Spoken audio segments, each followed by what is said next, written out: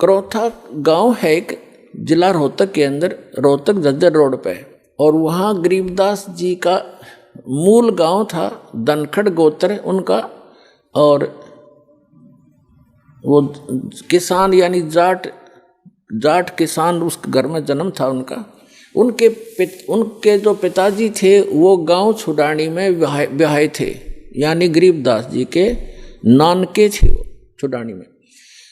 और गरीबदास जी की माता का कोई भाई नहीं था, जिस कारण से गरीबदास जी के पूज्य पिताजी श्री बलराम जी नाम था उनका, धनखड़।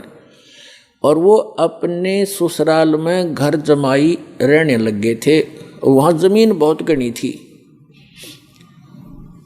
आज के 1400 एकड़ ज़मीन, उस समय के 2500 बीघा, वो बीघा दूसरा होता था। तो इतनी ज़मीन संपत्ति थी, तो वहाँ रहने लगे। वहाँ जाने के बाद, छुडानी में जाने के बाद 12 वर्ष के उपरांत गरीबदास जी का जन्म हुआ था। और गरीबदास जी आजीवन वहीं रहे, उनकी संतति है आज भी। आधा गांव लगभग धनखड़ गोत्र से है, छुडानी, जिला झज्जर, हरियाणा। तो गरीबदास जी का ज़्यादा आना जाना करौथा गांव में ही रहा, क्योंकि भाईचारा वहीं था।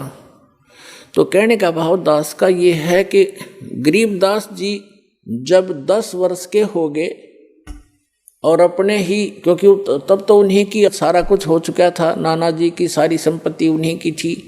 लगभग 150 गव्वे रखा करते थे, क्योंकि ज़मीन बहुत थी, उसमें चरागाह बना देते, वर्षा हो जाती, कुछ खाने के लिए गेहूँ जौ आदि बीज लेते, चने सरसों हो जाती। बाकी की ज़मीन को पशुओं के लिए ही वो प्रयोग किया करते थे, पशुपालन करते थे। उसके साथ साथ 2-4 किराए के पाली होते थे गांव के। और कुछ ऐसे व्यक्ति होते थे जो गव्वे रखते थे, लेकिन उनके पास अपनी ज़मीन नहीं होती थी, वो भी उसी में चराया करते थे। ऐसे पहले आपस में बड़ा प्रेम होता था। जो पैसे वाले व्यक्ति गरीबों की बहुत मदद किया करते थे, निस्वार्थ किया करते थे। तो ऐसे 10-12 पाली गवाले इकट्ठे होकर प्रतिदिन गौवें चराने जाया करते थे। अपनात्मा, ये वो शुभ दिन है द्वादशी का, जो आप और हम ये त्यौहार मनाने जा रहे हैं। हमारे संतों के ये त्यौहार है, और ये वो अनमोल त्यौहार हैं कि जिस भगवान के लिए हम भटक रहे हैं। राजाओं ने राज त्याग दिए, ऋषि महर्षियों ने शरीर गाल दिए तपस्याएं करके, लेकिन इस काल भगवान ने रास्ता ठीक नहीं दिया उनको। और भगवान रास्ता देने आए, सही विधि बताने आए, तो हमने स्वीकार नहीं किया अपनी अबोधता के कारण। फाल्गुन सुदी यानी फाल्गुन मास की चांदनी द्वादशी दिन के 10 बजे, जैसे आजकल आप देख रहे हो बाहर धूप खूब हो जाती है, तो गव्वें चर रही थी। वो सभी 10-12 पाली इकट्ठे हो करके खाना खा रहे थे। सुबह सुबह का वक्त से चले जाते थे लेकर के 6 बजे, 7 बजे, 5 बजे पशुओं को। 10 बजे से वहाँ अपना खाना खा रहे थे, लगभग खाना खाने ही वाले थे। तभी परमात्मा आए सतलोक से, एक महात्मा, जिंदा महात्मा का रूप बना के, और थोड़ी सी दूरी पर, 500 फुट की दूरी पर आसमान से आकर वहाँ पृथ्वी पर अवतरित हुए। और ऐसे उसके साथ से रास्ता था, जिस वृक्ष के नीचे, जंडी के पेड़ के नीचे वो खाना खा रहे थे बच्चे बैठ के, कुछ बड़े थे कुछ बालक थे। उसके साथ से रास्ता जाता था दूसरे गांव को, कबलाना गांव से, छुडानी से कबलाना गांव सीमा लगती है। उस सीमा के ऊपर ही छुडानी के खेतों में परमात्मा वहाँ आकर अवतरित हुए। और उस रास्ते पर ऐसे जैसे राहगीर, एक यात्री चलता है पैदल, ऐसे चलते आ रहे थे। उन पालियों ने देखा कि महाराज जी आ गए हैं, महात्मा जी, और प्रणाम किया। सभी ने राम राम कहा, परमात्मा ने भी राम राम का उत्तर दिया। तो जितने भी वहाँ पाली गवाले थे उन्होंने कहा, महाराज जी भोजन पाओ, आ जाओ भोजन खा लो। परमात्मा ने कहा, भी भोजन तो मैं अपने गांव से खा कर आया हूँ, बच्चों ने सोचा कोई डेरा होगा कि कहाँ से आए हो महात्मा जी। उन्होंने कहा कि मैं सतलोक से चलकर आया हूँ भाई, मेरा गांव है सतलोक। बच्चों ने सोचा होगा कोई सतलोक गांव भी होगा भाई कितना। फिर महाराज जी भोजन खा लो, भोजन नहीं खाओगे ना तो दूध तो पीना पड़ेगा अपना, क्योंकि हम अतिथि को ऐसे बगैर खाए पिए जाने नहीं देते। एक प्रेम भाव से आतिथ्य सत्कार करने के लिए उन्होंने ऐसे बोला। तो परमात्मा ने कहा भाई दूध पिलाना चाहते हो तो पिला दो, मैं कंवारी गाय का दूध पीता हूँ। अब जो बड़े बड़े पाली थे, कोई 40 वर्ष का, कोई 50 वर्ष का, कोई 30 वर्ष का, कोई 20 वर्ष का, वो कहने लगे महाराज जी आपकी दूध पीने की नीत नहीं है, आप तो मजाक करते हो। कंवारी गाय कोई दूध दे सकती है? गाय तो जिसको बच्चा हो चुका हो, लागड़ गाय ही दूध दे सकती है। परमात्मा बोले भाई देख लो, यदि दूध पिलाना है तो कंवारी गाय का पीता हूँ।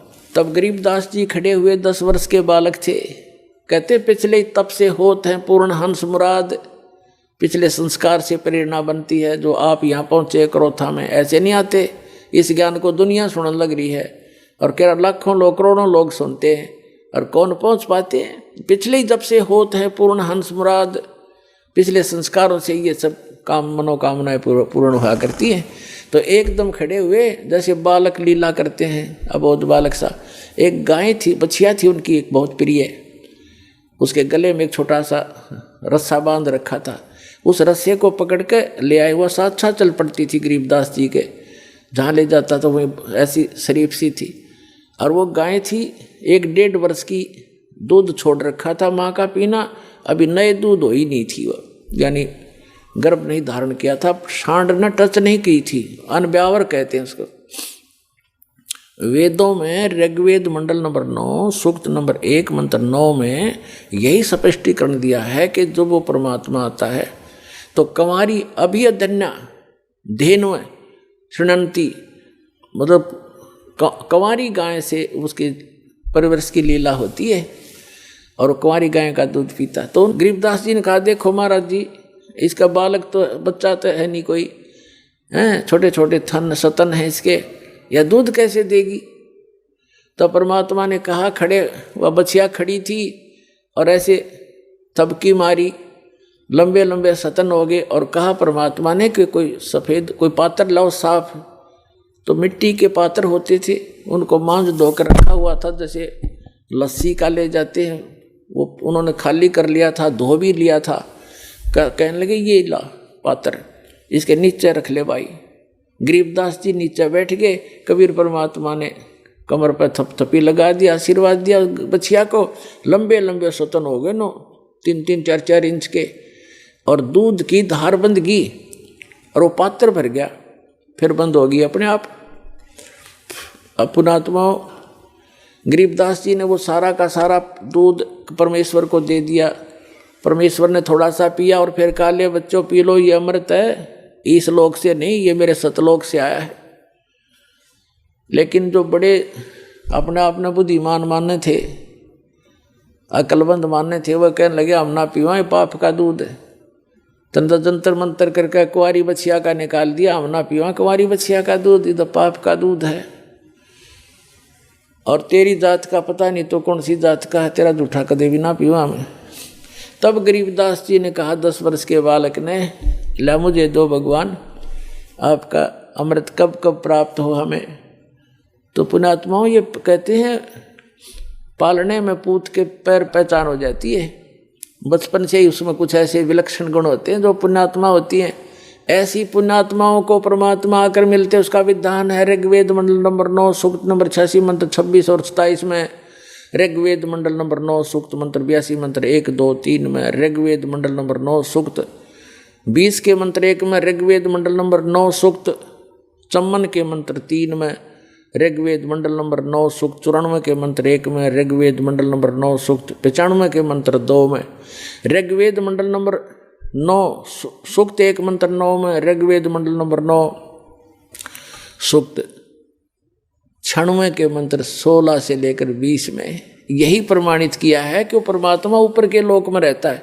सह शरीर है, नर आकार है, सिंहासन की तरह राजा की तरह सिंहासन पर विराजमान है, वहां से गति करके आता है, सह शरीर आता है, अच्छी आत्माओं को मिलता है, उनको उपदेश देता है, ज्ञान देता है, सत्य भक्ति बताता है, और यहाँ कवियों की तरह आचरण करता हुआ घूमता है, वाणी के द्वारा अपना महिमा गाता है, लोकोक्तियों के माध्यम से, दोहों के माध्यम से, जिस कारण से एक प्रसिद्ध कवियों में से भी एक प्रसिद्ध कवि का की उपमा उपाधि भी प्राप्त करता है, लेकिन वो होता है भगवान। ये निष्कर्ष है चारों वेदों का।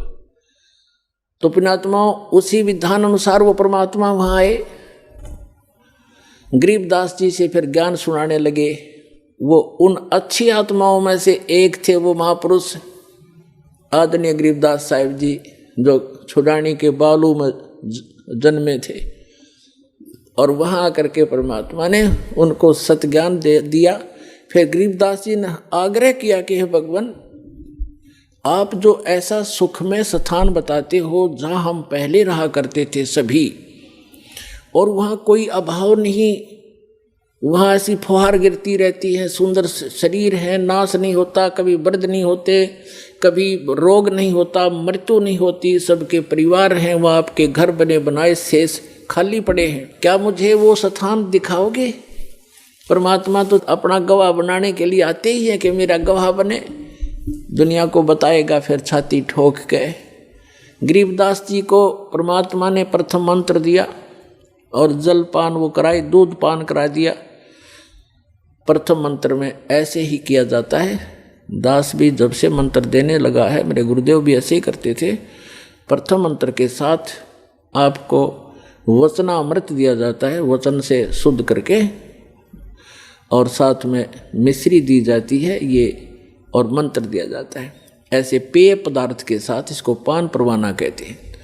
तो गरीबदास जी को ऐसे पान परवाना दिया था दूध के साथ, और फिर सतलोक लेकर गए।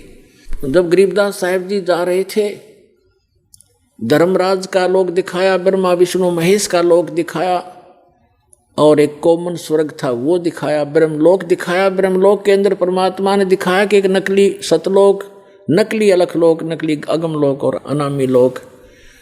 इस काल ने झूठी रचना करवा रखी है जीव को भ्रमित करने के लिए।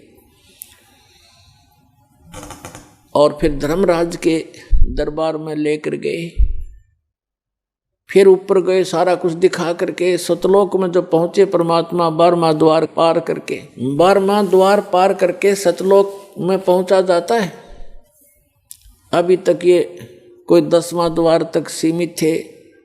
और एक जम्मू के अंदर रांजड़ी का एक मधु परमहंस का भाव है, वो तो छाती कुट्या करता के 11वां द्वार पा गया, 11वां द्वार पा गया, आज तक किसी ने नहीं बताया। अरे भले आदमी कबीर साहब की वाणी में पढ़ लिया तो घर से लाया था, और वो भी इनकम्प्लीट नॉलेज।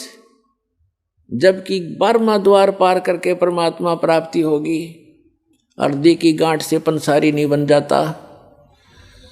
तो 12वां द्वार पार करके परमात्मा सतलोक लेकर गए, 7 संग ब्रह्मांड अक्षर पुरुष के पार किए। और जब सतलोक में प्रवेश किया, क्या देखा? सिंहासन के ऊपर परमात्मा विराजमान है, उनका इतना सुंदर शरीर है, तेजों में सुंदर शरीर, सफ़ेद शरीर है मालिक का, बहुत सुंदर।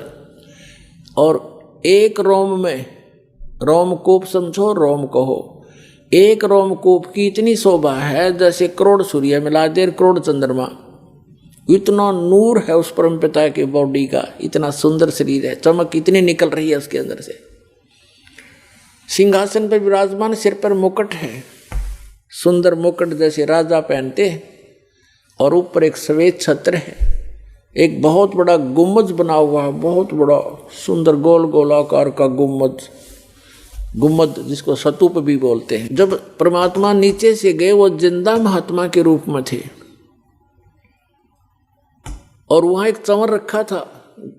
जिंदा महात्मा के रूप में जो परमात्मा दूसरे रूप में गए थे नीचे पृथ्वी से, गरीबदास जी को साथ लेकर के, उसकी आत्मा को, शरीर नीचे रह गया था गरीबदास जी का, आत्मा को ले गए थे सूक्ष्म शरीर, फिर ऊपर कारण शरीर सब छोड़ करके वहाँ ओरिजिनल शरीर होता है जो आत्मा का, स्वयं का 16 सूर्य का प्रकाश हो जाता पूरी बॉडी का है। नर आकार मनुष्य दृश्य ही है वहाँ पर सतलोक में सभी जितने भी वहाँ मनुष्य हैं, स्त्री पुरुष हैं, इसी तरह संसार है और सबका नूरी शरीर है और उनका अपनी बॉडी का प्रत्येक का तो 16 सूर्य जितना प्रकाश है और परमात्मा के एक रोमकूप का करोड़ सूर्य में राजे करोड़ चंद्रमा इतना शरीर है, ऐसा प्रकाश है। लेकिन है दोनों ही एक जैसे आकार के, मनुष्य आकार है सबका, भगवान भी नर आकार में है, मानव आकार में, और सभी वहाँ के प्राणी भी मनुष्य जितने, स्त्री पुरुष बहन भाई सब मनुष्य जैसे ही है। और ऐसी सृष्टि है, वहाँ वृद्धावस्था नहीं होती, वहाँ मृत्यु नहीं होती, ये बॉडी जो नाड़ी तंत्र से नहीं होता वहाँ पर, वो सुंदर शरीर होता है, एक तत्व से बना हुआ होता है। उसका वर्णन यहाँ करना और समझाना दास के लिए दुर्लभ है, क्योंकि आप उस अतिथि को पकड़ नहीं पाओगे, वो तो वहाँ जाए पता लगेगा आपको। आकार ऐसा ही है, वहाँ वृद्धावस्था नहीं होती, सदा युवा रहते हैं। एक अतिथि में जा कर के युवा जब हो जाते हैं वो एक बस, उसके बाद उसकी आयु घटती बढ़ती नहीं। तो इस प्रकार वहाँ की स्थिति है। गरीबदास जी ने वहाँ का नज़ारा देखा, ओए होए, और फिर क्या किया कि कबीर साहब जो जिंदा महात्मा के रूप में गए थे, वो चंवर उठाकर अपने दूसरे रूप जो सिंहासन पर विराजमान थे उस पर चंवर करने लगे। जैसे एक सेवक अपने गुरुदेव पर करते हैं या नौकर अपने राजा पर करते हैं, राजा के सेवक श्रद्धा से मक्खी हटाने के लिए, जीव जंतु ना मर जाए, उद्देश्य तो उनका ये होता है। लेकिन वहाँ एक शौक के लिए, शान और आदर सत्कार के लिए करते हैं। वहाँ मच्छर माखी का कोई लेन देन नहीं है, कोई व्यवहार नहीं है। तो गरीबदास जी ने सोचा कि ये जो नीचे से बाबा जी आया है, ये तो नौकर है इस भगवान का, इसका सेवक है, चेला चाला होगा इसका, और भगवान तो ये बैठा है, नू देखे बार बार उसके चेहरे का। गरीबदास जी कहते हैं कि सवेत छतर सिर मुकुट विराजय, और देखत ना उस चेहरे नो। भगवान के सिर पर सफ़ेद मुकुट है, ऊपर सफ़ेद छत्र है और सुंदर मुकुट है। कहते उस चेहरे ने देखते नहीं, वो साकार है, हमरे ही उनिहार है, हमारा सृजनहार। उनिहार माने हमारी शकल का, हमारे जैसा है हमारा भगवान, हमारा सृजनहार। तो गरीबदास जी असमंजस में पड़ गए, भी ये क्या चक्कर है। उन्होंने देखा ये है भगवान तय। इतने में क्या हुआ कि वो खड़ा हो गए, जो सिंहासन पर विराजमान थे, तेजो में शरीर युक्त परमात्मा सतपुरुष, वो खड़े हुए, और जो बाबा जी रूप में साधु जिंदा महात्मा के रूप में नीचे से गए थे, वो उस सिंहासन पर विराजमान हुए। और वो तेजो में नूर शरीर वाला जो भगवान दिखाई देता, वो चमर उठाकर उस जिंदा महात्मा वाले बॉडी पर, शरीर पर, सिंहासन पर विराजमान पर चंवर करने लगे एक सेवक की तरह। अब गरीबदास जी कभी बाबा जी की तरफ देखे, कभी भगवान की तरफ देख रहे थे। अब सोच रहे थे मन में कि बाबा जी ता छांडी भाई, भगवान इसके ऊपर चंवर करे, ये क्या चक्कर है। इतने में क्या हुआ कि वो तेजो में शरीर और जिंदा वाले शरीर में समा गया। अकेले वो कबीर भगवान जो नीचे से एक जिंदा महात्मा के रूप में गए थे, अनंत कोट ब्रह्मांड के सिंहासन पर विराजमान है और चंवर अपने आप हो रहा है। और परमात्मा का, जिंदा महात्मा का रूप फिर उतना ही नूरी बन गया, इतना तेज बन गया और सकल न्यों की न्यों। तब परमात्मा ने कहा था कि गरीबदास, जहां तुम रह रहे हो बालक, वो एक पुनिशमेंट प्लेस है, वो एक प्रिजन है तुम्हारे लिए, एक कारागार है, वहाँ कोई जीव सुखी नहीं। अब वहाँ से जब देखते हैं ऊपर जाकर के आत्मा निर्मल हो जाती है, और वहाँ इतनी तेज दृष्टि होती है, यहाँ की सुई सुई देख सकता वहाँ का गया हुआ व्यक्ति, इतनी आत्मा की आई का इतना तेज है उसकी नज़र। तब गरीबदास जी नीचे देख रहा है, ओए ऐसे दिख रहे जैसे कीड़े मकोड़े तंग पा रहे हों। प्रत्येक की बॉडी के अंदर का सामान भी दिखाई देता है वहाँ से, इसके अंदर क्या है। इसमें ब्लड की नदियाँ बह रही हैं, नाड़ियाँ, इनके अंदर ब्लड बह रहा, वो भी उसके अंदर भी करोड़ों जीव घूम रहे हैं, हाँ मचल मचा रहे हैं, इधर घूम रहे हैं, टट्टी पेशाब हार्ड मांस ये दिखाई देता है। अब तो हमारी आँखों पर चर्बी डाल रखी है, हमने ये सब कुछ दिखाई देता है। इससे की पॉलिश पे, पाउडर पे, दिन रात लिपस्टिक लाण पे, अडंगे पे, अडंगा लाण पे हम अपना जीवन नाश कर देते हैं। और 1 सेकंड में मृत्यु हो जाती है, इसमें कीड़े पड़ जाते हैं, जख्म हो जाता है। इसके अंदर हम संतुष्ट हुए बैठे और यहाँ की बकवादों में जीवन नाश करते हैं, जो वहां जाकर पता चलता है। तब परमात्मा ने कहा कि अब नीचे जा बेटा, ये है तुम्हारे स्थान। ये खाली महल पड़े सारे, जो नीचे चींटी से लेकर हाथी तक, और राजा और रंग जितने पृथ्वी पर इस काल के 21 ब्रह्मांड में तुम गए हो, और जितने ये परब्रह्म के, उस परब्रह्म के अक्षर पुरुष के लोक में गए हैं, इन सब के इस सतलोक के अंदर अलग अलग बहुत सुंदर महल हैं, एक जैसे, उनमें कोई अंतर नहीं किसी भी फैसिलिटी का। वहाँ कोई ऊंच और नीच नहीं है, वहाँ कोई जात और पात नहीं है, वहाँ मरण और वृद्ध अवस्था नहीं है। ये वो स्थान है। पुणात्माओं, गीता अध्याय नंबर 7 के श्लोक नंबर 29 में कहा कि अर्जुन, मेरे इस ज्ञान का जो आश्रय कर लेगा, चौथे अध्याय के 32 और 34 में श्लोक में कहा है कि भगवान, वो परमात्मा स्वयं आकर के अपने मुख कमल से तत्व ज्ञान प्रचार करता है। उसके अंदर यज्ञों की जानकारी, धार्मिक अनुष्ठानों की जानकारी विस्तार पूर्वक कही गई है। वो तत्व ज्ञान है। उस तत्व ज्ञान को तत्वदर्शी संतों के पास जाकर समझ, यानी गीता ज्ञानदाता भी उस तत्व ज्ञान से अपरिचित है। वो गॉड गिवन ज्ञान है, वो तत्व ज्ञान है। भगवान आकर स्वयं देता, अपने मुख कमल से बोलता, सच्चिदानंद घन ब्रह्म, वो परम अक्षर ब्रह्म। तो 7वें अध्याय के 29वें श्लोक में कहते हैं, गीता ज्ञानदाता कह रहा है कि मेरे इस ज्ञान का जो आश्रय कर लेता है, तत्वदर्शी संत की खोज कर लेता है, और वो व्यक्ति जरा और मरण से छूटने का प्रयत्न करते हैं।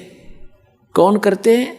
जो संपूर्ण अध्यात्म से परिचित और सभी कर्मों से परिचित, वो व्यक्ति जरा यानी बुढ़ापा और मरण माने मृत्यु से मोक्ष के लिए, सदा के लिए, छुटकारे के लिए प्रयत्न करते हैं, जो उस तत्व ब्रह्म से परिचित हो चुके हैं, सारे अध्यात्म ज्ञान से परिचित हो चुके और सब कर्मों से परिचित हैं। जैसे आज के सत्संग में एक विशेष ये भी दास बता रहा है कि ऐसे कर्म नहीं करने चाहिए जिनसे हमें वो भोगने को दुबर हो, भारी हो।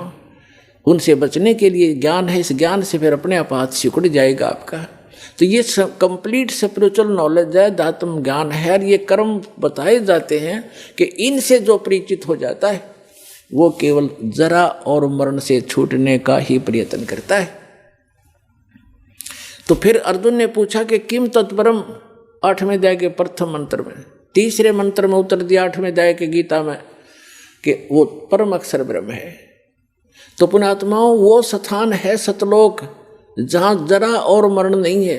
गीता ज्ञानदाता अपने विषय में कहता है कि अर्जुन, चौथे अध्याय के 5 और 9 श्लोक में कि अर्जुन, तेरे और मेरे बहुत जन्म हो चुके, तू नहीं जानता, मैं जानता हूँ।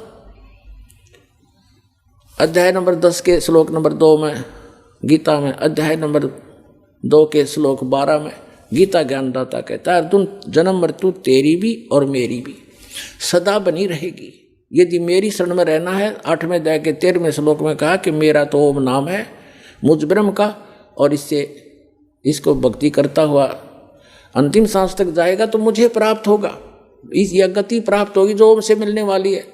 उस ओम के जाप से ब्रह्मलोक प्राप्ति है। 8वें अध्याय के 16वें श्लोक में बताया है कि ब्रह्मलोक में गए हुए प्राणी भी पुनरावृत्ति में उनका भी जन्म मृत्यु होता है।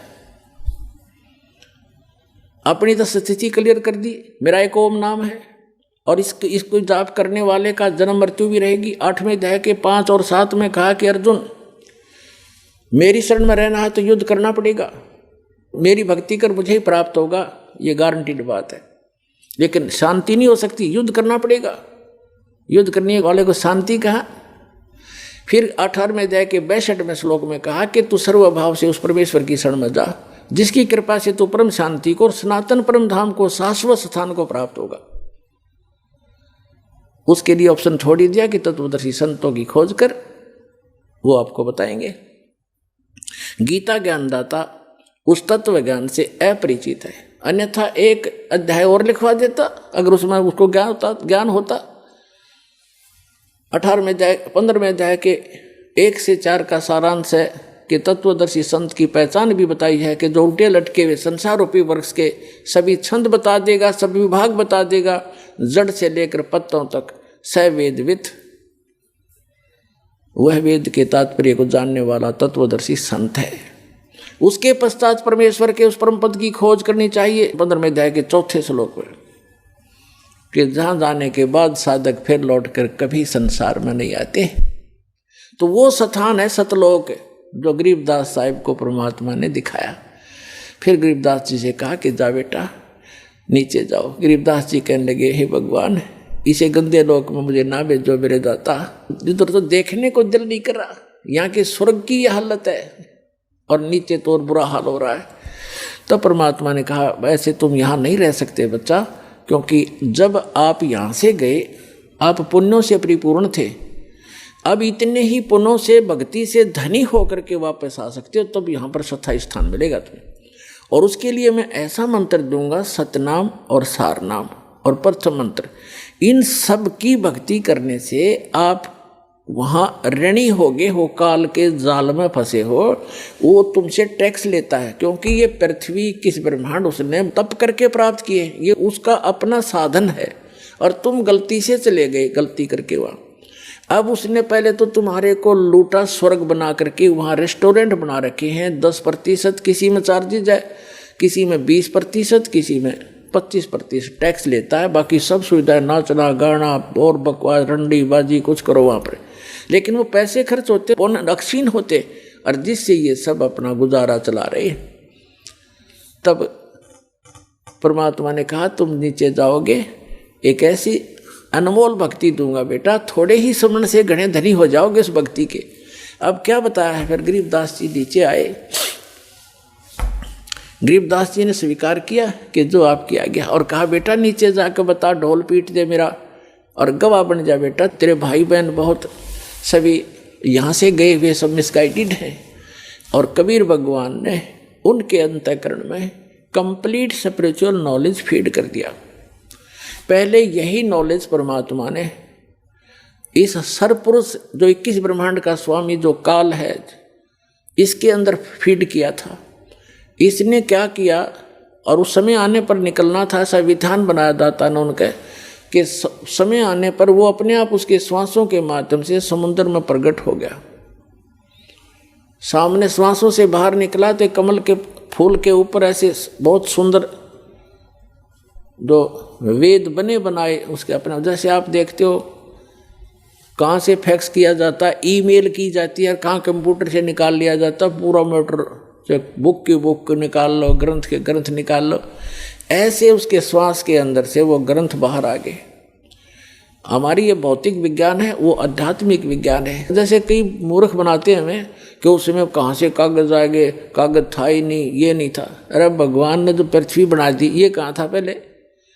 उन्हें कागज बनाते देर लगे। तेरा गजब, हमारी यहाँ बुद्धि सीमित कर दी अनाड़ियों ने। तो उसने ज्ञान पढ़ा, इस काल भगवान ने क्या किया, उस सारे ज्ञान को पढ़ा जिसके अंदर उसकी विशेष जानकारी थी और भक्ति विधि थी, वो उसने न कर दी। केवल काम चलाओ ग्रंथ रख लिए, जो ना तो भगवान की महिमा भी है उस ग्रंथों में और उसका ज्ञान पूरा नहीं है। और वेद भी लास्ट में लिख देते हैं नेति नेति, कि जितना हम बता रहे हैं इतनी महिमा उसकी नहीं है, उसकी और भी शेष है। तो इस प्रकार 15वें अध्याय के 4 श्लोक में कहा है कि उसके पश्चात परमेश्वर की उस परम पद की खोज करनी चाहिए, जहां जाने के बाद साधक लौटकर कभी संसार में नहीं आते। तो गरीबदास साहिब जी को नीचे भेजा परमात्मा ने, कहा कि जा बेटा तुझे ऐसी भक्ति दूंगा। तो गरीबदास जी ने फिर थोड़ा सा प्रमाण दिया है, थोड़ा बताऊंगा, फिर सत्संग इससे हटकर है। क्या कहा? सतनाम पालड़ रंग होरी हो, और 14 लोक चढ़ावे राम रंग होरी हो, 3 लोक पासंग धर रंग होरी हो, तो ना तुले तुलाया राम रंग होरी हो। ये सतनाम इतना कीमती है। ये सतनाम सतनाम नहीं है, ये 2 अक्षर का वो सतनाम, जिसमें एक ओम मंत्र है, एक तत् सांकेतिक है। गीता अध्याय नंबर 17 के श्लोक नंबर 23 में ये कंप्लीट मंत्र लिखा है, ओम तत्सत। लेकिन ओम तो सीधा है, लेकिन तत् और सत ये सांकेतिक है, ये कोड वर्ड है। ये इस दास के अतिरिक्त विश्व में किसी के पास नहीं है और ना कोई अधिकारी है।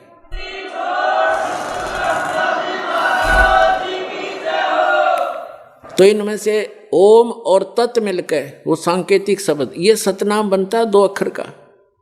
और जिस भी महापुरुष का उद्धार हुआ है, उन्होंने परमात्मा से प्राप्त करके इसी का जाप किया है।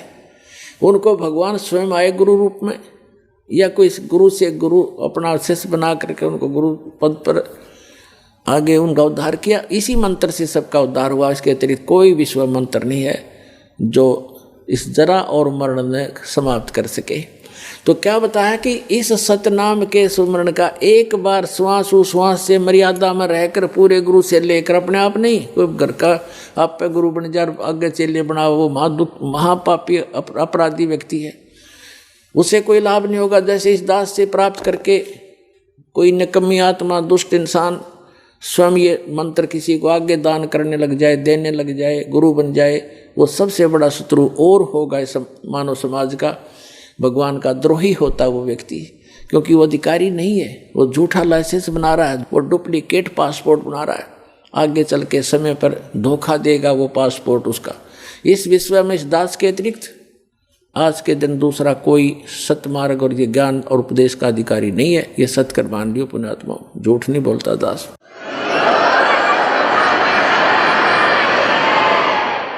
और कोई मान बढ़ाई की बात नहीं, आपको आगाह कर रहा हूं कि नकलियों में फंस के तो हमने इतने जीवन नाश कर लिए। तो कहने का भाव ये है कि गरीबदास जी को जो परमात्मा ने बताया कि ये एक सतनाम इतना कीमती है, एक बार श्वास उश्वास से एक बार सिमरण करने का कितना धन, कितनी वैल्यू है इसकी, कितनी कीमत है। कहते हैं जैसे ताखड़ी के एक पलड़े में तो सतनाम धर दे, एक सिमरण की कमाई मर्यादा में रह कर ली हुई, और दूसरी तरफ 14 लोक चढ़ावे, जैसे शिव का लोक, विष्णु का लोक, ब्रह्मा का लोक, दुर्गा का लोक, धर्मराज का लोक, और भाई जो ऊपर ये 7 खेड़े ब्रह्मलोक के अंदर और कई भी भाग बना रखे हैं इसने, ये नीचे का तल वतल ततल ये सारे धर दे। और 3 लोक, ये पृथ्वी लोक और पाताल लोक और स्वर्ग लोक, इन तीनों को तो पासंग रख दे। अब पासंग वर्तमान के,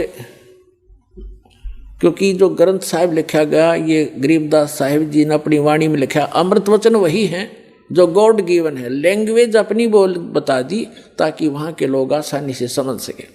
इसलिए पासंग उसको कहते थे। हमारा दास का जन्म एक किसान परिवार में हुआ, तो हमारे यहाँ कोई गेहूँ बाजरा ज्वार लेने के लिए आते थे व्यापारी लोग, तो उनको हमारे पिताजी कहते थे भाई पहले तू अपनी तराजू चेक करा, एररलेस तो या कैसी है, कोई इसमें डांडी तो नहीं मार रहा, तो डांडी माने उसमें गड़बड़ तो नहीं है कोई, तो चेक कराते थे। यदि उसमें कोई लगता था टेढ़ा मेढ़ा है वो, तो जो कनक, जैसे गेहूं तोल रहे हैं, गेहूं का सौदा करना ढेर पड़ा है, उसमें से एक मुट्ठी गेहूं लेकर के उस पलड़े में रख देते थे जिसमें एरर होती थी, फिर वह तखड़ी बराबर हो जाती थी, एररलेस हो जाती थी। तो वो इतने की गेहूं जो अलग से डाले वो सौदे में नहीं थे, वो तो पासिंग रखी थी उस तराजू को ठीक करने के लिए। अब विचार करना एक एक बात कितनी वैल्यूएबल है इनकी महापुरुषों की। कहते सतनाम पालड़े रंग होरी हो, एक तरफ सतनाम और दूसरी तरफ 14 लोक चढ़ावे राम रंग होरी हो, 3 लोक पासंग धर रंग होरी हो। ये पृथ्वी लोक, स्वर्ग लोक और पाताल लोक।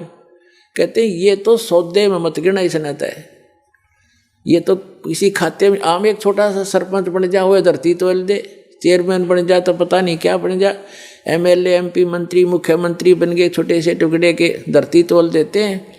परमात्मा कहते हैं ये तो 3 लोक भी उस भगत के पास जो धन है, और ये नकली धन जो अस्थायी राजाओं का राज पूरी पृथ्वी पर हो तो छोड़ के जाना एक दिन, और ये ऐसा धन है जो आपके यहाँ भी साथ देगा और सतलोक में जाएगा। आपका कभी खर्च नहीं होगा, ये ऐसा धन है।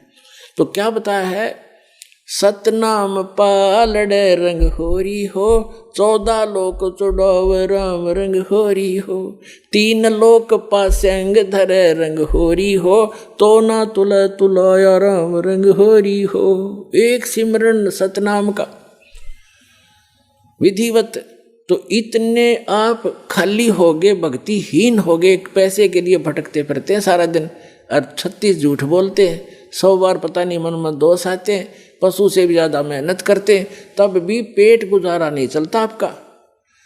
और इस परमात्मा की शरण में आके देखना, सद्भक्ति करना, भक्ति धन तो इकट्ठा होगा अलग से आपका, और यहाँ की सुख सुविधा तो आपको रूंगे में देगा भगवान। रूंगा, अब रूंगा समझाना पड़ेगा, थोड़ा रूंगा और बताता हूँ। हम अब तो बच्चों को याद भी नहीं होगा, पहले हम छोटे छोटे थे जब हमारी दादी, जैसे कोई सब्जी बेचने वाला कोई आता था, कोई टिंडे बेचने वाला, कोई आम बेर अंगूर अमरूद ये बेचने वाला आता था, आलू गाजर। तो वो कैसे सिस्टम था उसमें, यूँ कहा करते, गेहूं के 2 बार दूंगा माई, गेहूं एक पलड़े में, और दूसरी तरफ जैसे आलू तोलड़े हैं तो 2 बार गेहूं के वजन के तोल देता। फिर हमारी दादी कहा करती, भाई रूंगा और दे, वो एक आलू उठा के दे देता, ना भाई थोड़ा और दे, वो एक और दे देता, बुढ़िया राजी हो जाती, ये रूंगा मिल गया। यानी वो सौदे से बाहर जो वस्तु है फ्री की। तो परमात्मा कहते हैं जो सुख, जो आपका हमारा जो वास्तविक उद्देश्य है आपका, वो मोक्ष दिलाना, जरा और मरण से छुटवाना, सतलोक भेजना, और जो यहाँ की सुख सुविधा तो आपको रूंगे में देंगे, जिनकी फ्री ऑफ कॉस्ट कीमतें नहीं होती इसकी, ये तो ऐसे दी जाएगी आपको। तो यहाँ बताया है गरीबदास साहिब जी ने कि इतना कीमत है इसे एक सतनाम की। अरे ये राधा स्वामी वाले और कितना देख ले, एक कबीरपंथी सतनाम सतनाम जाप करो सतनाम, इन सतनाम का कक्का नहीं पता है, और बात करें सतलोक जान की, सतनाम सतनाम सतगुरु सतनाम ये नाम देते हैं। ये खा के इनके पास बैठा दिया, अपना भी जीवन नाश किया, दुनिया को डुबो दिया काल के दूतों ने। तो पुण्यात्मा अब दया करी भगवान ने आपके ऊपर, वो स्वयं ही रजा बख्शा जब ये काम बढ़ा कर आगे ने। अब आपके ऊपर, इस दास के ऊपर उस परम पिता का पूरा पंजा है, आप इसको लगे रहना, आपका उद्धार 101 पीढ़ी पार हो जाएगी आपकी, ये सत्कर मान लेना। कबीर साहब कहते हैं, भक्ति बीज होए जो हंसा, तारों तास के 71 वंशा। जो भक्ति बीज हो, सही भक्ति कर रहा हो, उसके 101 कुल पार कर दूंगा। 42 की तो बातें छोड़ी, धर्मदास वाले घाटा जोड़ रहे, 42 वंश को मंत्र दान करने का नाम दे दिया, पार करने का। वो तो परमात्मा ने ये कहा था। धर्मदास ज्यादा चिंतित हो गया था, एक नारायण दास को पहचान कर, जो उसका इकलौता पुत्र था, वो काल का दूत था, भगवान उसके अंदर की सती थी दिखाती थी। इतना चिंतित हो गया वो धर्मदास वैश्य सेठ, हे भगवान अब मेरा क्या होगा, हे भगवान मेरे तो काल के दूत पैदा हो गया, अब मेरा कैसे वंश चलेगा। तो परमात्मा ने कहा था कबीर जी ने कि मैं अपने कोटे से तुझे एक बालक दूंगा, उससे तेरे 42 वंश चलेंगे। फिर ये नहीं कहा था कि उन 42 वंश से जो नाम लेगा वो पार होगा, नहीं, उनको तो नाम मना दिया। परमात्मा ने कहा है कबीर वाणी चैप्टर में 136 पृष्ठ है कबीर वाणी चैप्टर का, कबीर साहब के कबीर सागर में, कि धर्मदास मेरी लाख दुहाई, ये सार नाम की देवा, सत मूल ज्ञान और मूल नाम, ये मूल नाम है, सार नाम है। मूल ज्ञान में सतनाम सार नाम सार आ जाता है, और सार नाम तक कहा था, कभी जिक्र भी ना करती। तो और कब तक छुपाना है, कहते हैं मूल ज्ञान तब तक छुपाई जब तक 12 पंथ मिट जाए, और तब तक एक पंथ भी ना चला था। जब धर्मदास जी आए थे तो उन्होंने ये छुपा कर रखा था, और फिर भी धर्मदास जी के ये मन में थोड़ा बहुत दोष पैदा हुआ था कि मेरे बच्चों का क्या होगा। तो परमात्मा ने कहा था कि धर्मदास जब 5500 वर्ष का कलयुग बीत जाएगा तब मैं फिर आऊँगा, और गरीब 12वां पंथ जो होगा उसमें आगे जाकर मेरी एक ब्रांच होगी, उसमें उसी में मैं फिर आऊँगा। तेरे जो सतनाम को ग्रहण करेंगे, सच्चे नाम को, सार नाम को, तेरे 42 वंश तोड़ सारा विश्व पार करूंगा उस समय तो। तब धर्मदास का दिल टिक गया था। अरे ये मारे सट्टे दामा खेड़ा और फलाने वाले लोग हैं, दामा खेड़ा वालों की 42 वंश की गद्दी को आशीर्वाद दे रखे है, उनको कख भी ना पता आज तक, खाक पार करेंगे उन्हें सतनाम का नहीं पता, और ना सार नाम तो छीट भी नहीं लगी उनके। तो पुण्यात्मा ये भ्रमित है, उनको त्याग कर यहाँ अपना कल्याण कराओ। दास का सिर्फ इतना उद्देश्य है कि सही रास्ता मिल गया अपने को, और योगों पर्यांत दाव लग गया आपका, इसका लाभ उठाओ। अब जो प्रसंग है वहीं आते हैं। अब गरीबदास जी को परमात्मा ने वहां से छोड़ा कि जा बेटा। उधर से क्या हुआ कि वो पाली जो थे ग्वाले, उन्होंने 2-3 घंटे के बाद देखा कि वो लग गए अपने इधर उधर, अब अपने पशुओं को दूर ले गए, लंबे दूर दूर खेत होते थे, वो तो उठकर चले गए सब। उस समय केवल वो 2 रह गए थे, गरीबदास जी और परमात्मा कबीर जी ऊपर लेकर गए उस समय। तो काफी देर के बाद उन पालियों ने देखा कि भाई वो बच्चा नहीं आया, कहाँ है वो लड़का, लड़की का लड़का। गरीबू नाम था उनका, गरीबदास को गरीबू कहा करते थे। वो आए वापस, देख का वो जांडी के नीचे बैठे थे, बाबा जी तो ना दिखता, वो अकेला बैठा भगत।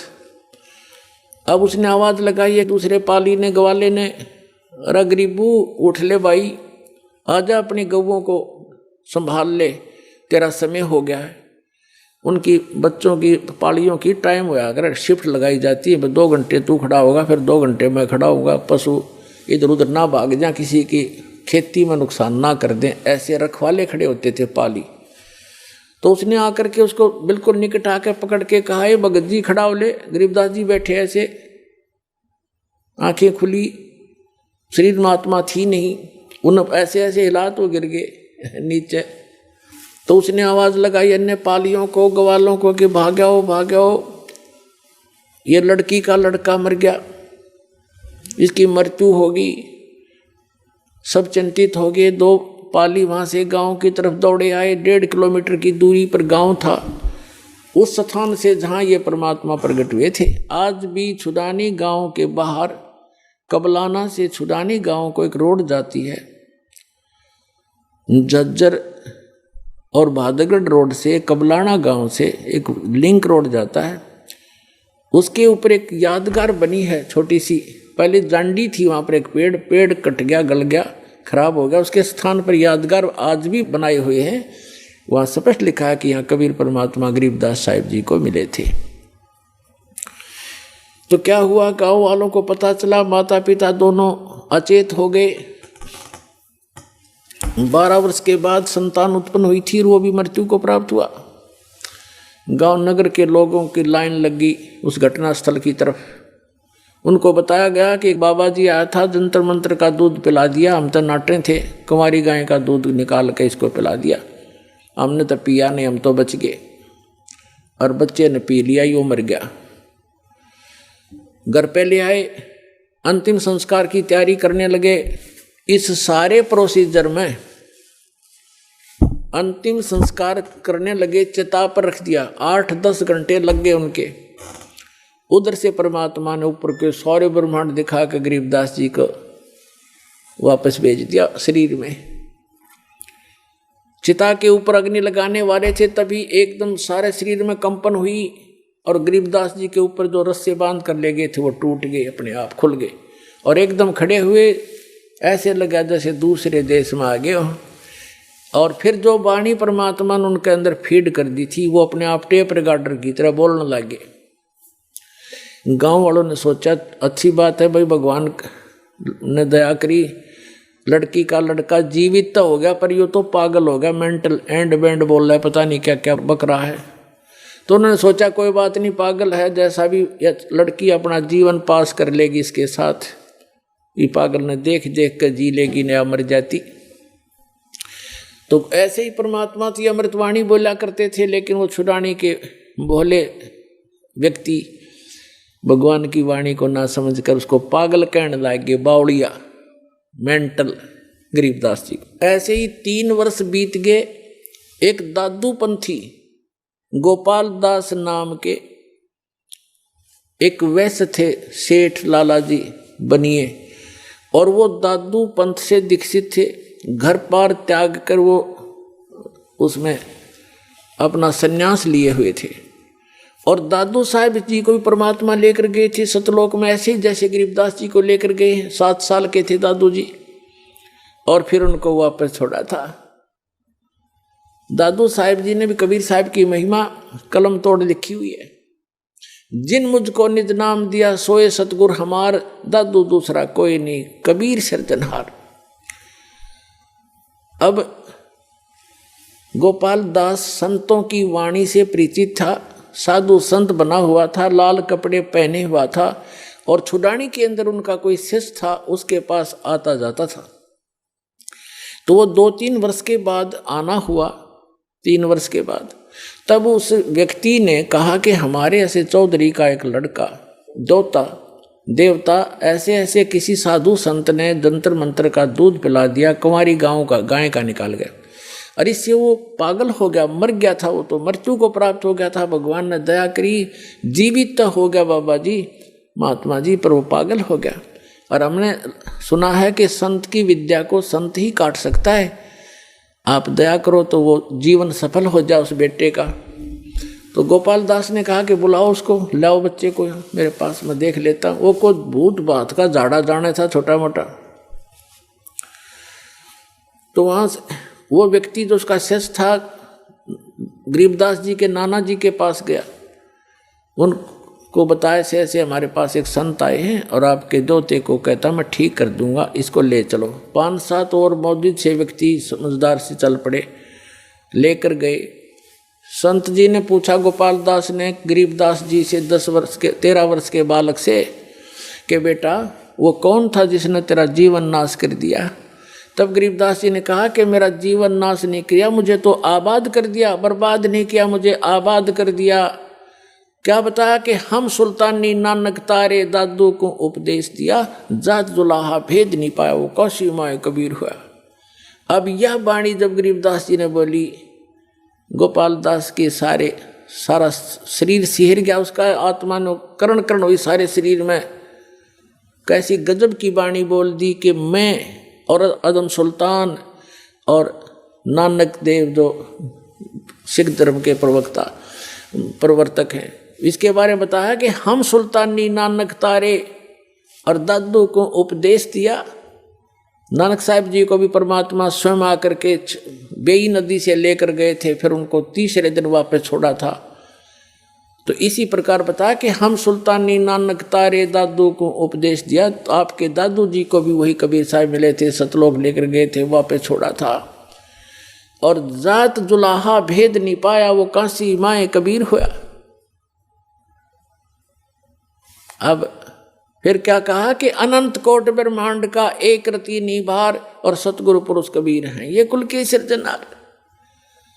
अपनात्माओं वो 65 साल का बूढ़ा वृद्ध गोपाल दास और 13 वर्ष के बालक के आगे हाथ जोड़ कर खड़ा हो गया और कहने लगा महाराज जी ये अमृतवाणी लिखवा दो, लिपिबद्ध करा दो, ये तो आने वाले समय में कलयुग के जीवों का उद्धार करेगी। आप तो आंखों देखी, आप तो भगवान को मिलकर आए हो। अब गरीबदास जी चल पड़े, 13 वर्ष के बालक और पीछे 65 साल का वृद्ध महात्मा करबद्ध होकर कहा महाराज अर्ज करता हूँ दया करो। अब गांव वाले ने सोचा भाई इस बच्चे में तो को बड़ी है बला बढ़ रही है, बाबा जी का भी असर हो गया, इसके पीछे पीछे हो लिया। अब उन्होंने सोचा इस बच्चे में कोई भयंकर भूत प्रेत है जिसका असर बाबा जी का भी हो गया, संत का। लेकिन वो संत ते पारखू था, लाल की पहचान जानता था, उसने लोक लाज नहीं करते, महापुरुष भक्त अपना कल्याण ही आधार बनाते। 3रे दिन जाके गरीबदास जी ने कहा कि महात्मा जी जब संपूर्ण लिखो तो मैं लिखवाऊं, बीच में छोड़ के जाओ तो मैं नहीं लिखवाऊंगा, तुझे पाप लगेगा। उसने कहा गोपाल दास ने जी मैं तो बाल बच्चे त्याग के और केवल वैराग ले रहा हूँ, संन्यास ले लिया, मेरा कोई काम नहीं, आप दया करो मेरे ऊपर, मैं पूरा लिखूंगा, मैं लिखना जानता हूँ, मेरा बनिए के घर जन्म है। तब गरीबदास जी के एक बेरी का बाग था, बेरी का, उसके अंदर एक जांडी का पेड़ था, उसके नीचे बैठकर गरीबदास जी बोला करते और गोपाल दास लिखा करते थे। तो पुण्यात्माओं, ये जो समागम है ये उस शुभ दिन के उपलक्ष्य में है जिस दिन परमात्मा ने ये अनमोल रत्न आपको दिया, जो आज आपके ऊपर ये दास बखेर रहा है। इसको स्वीकार करो और अपना कल्याण कराओ। बोलो सतगुरुदेव।